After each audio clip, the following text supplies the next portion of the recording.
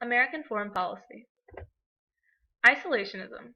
This is the foreign policy course followed throughout most of our nation's history, whereby the United States has tried to stay out of other nations' conflicts, particularly European wars.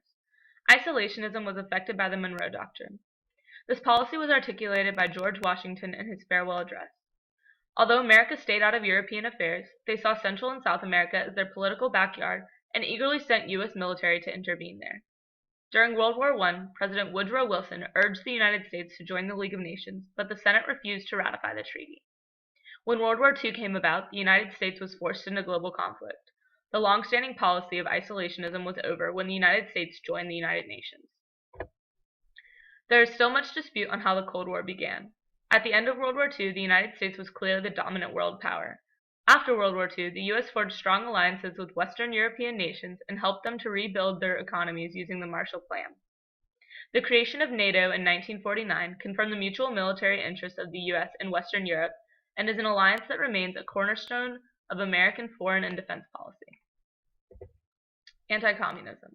Even before the end of World War II, American policymakers suspected that Soviet allies were intent on spreading communism worldwide.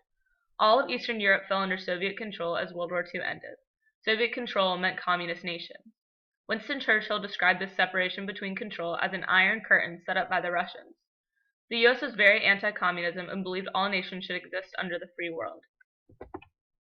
The Containment Doctrine. Foreign policy strategist George F. Kennan proposed his policy of containment. The Containment Doctrine called for the U.S. to isolate the Soviet Union, to contain its advances by peaceful means if possible, but by force if necessary. As Greece's problems increased, Great Britain decreased their support, and the U.S. increased theirs by releasing the Truman Doctrine, which helped nations fighting against communism. China fell to communism, and the U.S. saw this as proof that communism was spreading over the free world. The Korean War was a chance to put containment into action. Cold War brink. The 1950s were the height of the Cold War. Although hostilities never reached the point of armed battle between U.S. and Soviet Union, the two were constantly on the brink of war. John Foster Dulles proclaimed a policy referred to as brinkmanship, under which the U.S. was always prepared to use nuclear weapons to deter the Soviet Union and China from taking aggressive actions. McCarthyism. Fear of communism affected domestic as well as foreign policy. McCarthyism. The fear prevalent in the 1950s that international communism was conspiratorial, insidious, bent on world domination, and infiltrating American government and cultural institutions. It was named after Joseph McCarthy and flourished after the Korean War. McCarthy exploited this fear and with flimsy evidence accused scores of prominent Americans of being communists.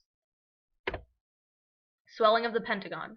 The Cold War ensured the military needs and national security expenditures would remain fixtures in the American economy. Generals and admirals believed they needed weapons systems, and private industry was happy to supply them for a profit. These interests produced what is called a military and industrial complex. The term was coined by President Eisenhower. There became a link between business and government, which can be described through the term Pentagon capitalism, linking the military's drive to expand with the profit motives of the private industry. Arms race. By the 1950s, the Soviet Union and the United States were engaged in an arms race. An arms race is a tense relationship beginning in the 1950s between the Soviet Union and the United States, whereby one side's weaponry became the other side's goad to produce more weaponry, and so on. By the mid-1960s, the result of the arms race was a point of mutual assured destruction. The Vietnam War. Even though it reached its peak in the 1960s, American involvement in Vietnam began much earlier with the Korean War. The U.S. was aiding France in retaining its colonial possessions in Southeast Asia, when the Vietnamese communists defeated the French. Peace talks began in Geneva, Switzerland. However, the U.S. never accepted the Geneva Agreement, which said that free elections would soon be held in Vietnam. The U.S. instead began supporting non-communist candidates in South Vietnam in an effort to defeat communism in all of Vietnam.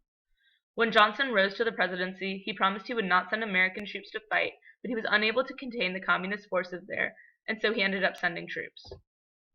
As the undeclared war continued to escalate in Vietnam, people began protesting in America. Johnson did not run for re-election when Nixon took over the presidency. The war was prosecuted vigorously. A peace treaty was signed in 1973, but it was not expected to hold. South Vietnam's capital finally fell to the North Vietnamese in 1975, and the two were reunited into a single nation. Overall, the Vietnam War is remembered as unnecessary by many. It divided the nation, showed that the government can lie, and proved that even a great power cannot prevail against a determined enemy, even when willing to expend a great amount of resources.